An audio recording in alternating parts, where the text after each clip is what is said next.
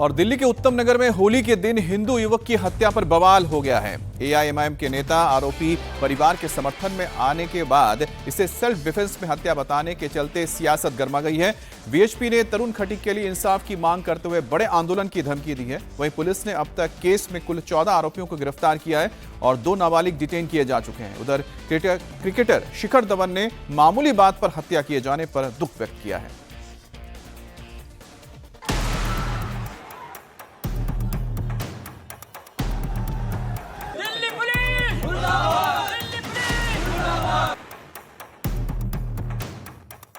तरुण को इंसाफ दिलाने के लिए प्रदर्शन हो रहे हैं। तरुण खटीक को इंसाफ दो, इंसाफ दो, इंसाफ दो। तरुण खटीक को इंसाफ दो, इंसाफ दो, इंसाफ दो। दलित उत्पीड़न नहीं चलेगा, नहीं चलेगा, नहीं चलेगा। होली के गुब्बारे की छींटों की वजह से जिस तरह से तरुण की घेर कर हत्या की गई, उससे आक्रोश और दुख दोनों है। क्रिकेटर शिखर धवन ने उत्तम नगर की घटना को लेकर दुख व्यक्त किया है। शिखर धवन ने सोशल मीडिया पर लिखा, उत्तम नगर में तरुण कुमार की दुखद मौत से गहरा दुख हुआ। ये हृदय विदारक है कि होली के दिन एक बच्चे द्वारा पानी का गुब्बारा फेंकने जैसी छोटी सी बात हिंसा में बदल सकती है। मानवता को इस स्तर तक कभी नहीं गिरना चाहिए। उनके परिवार के लिए प्रार्थना और आशा है कि दोषियों को सख्त सजा मिलेगी। पुलिस एक्शन ले रही है, लेकिन असदुद्दीन ओवैसी की पार्टी के नेता इसे सेल्फ डिफेंस करार देने में लगे। एआईएमआईएम नेता शोएब जमई ने ऐलान किया कि उनकी पार्टी आरोपी परिवार की मदद करेगी।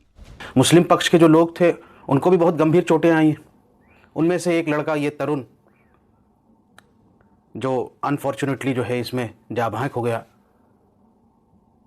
ये भी जिम से जो है कई बंदों को लेकर के आया था मारपीट करने के लिए।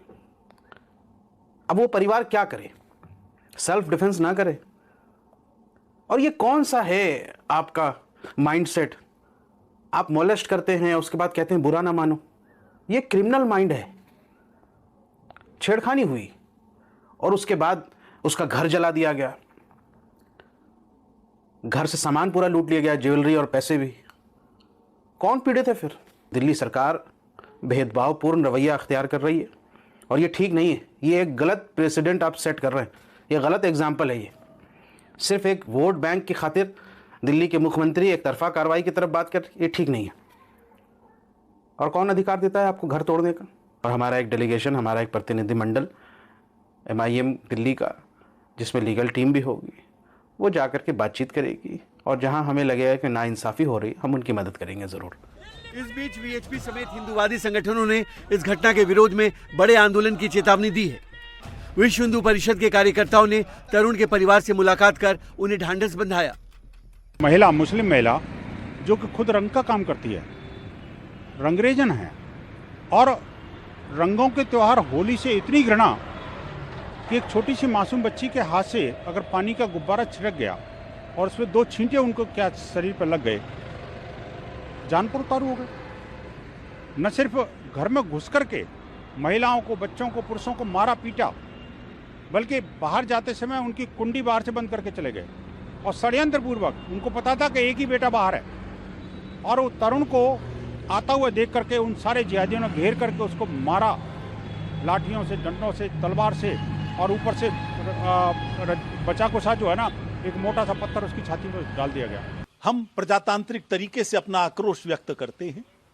आने वाले समय में दिल्ली के हर जिले में आक्रोश प्रदर्शन होंगे।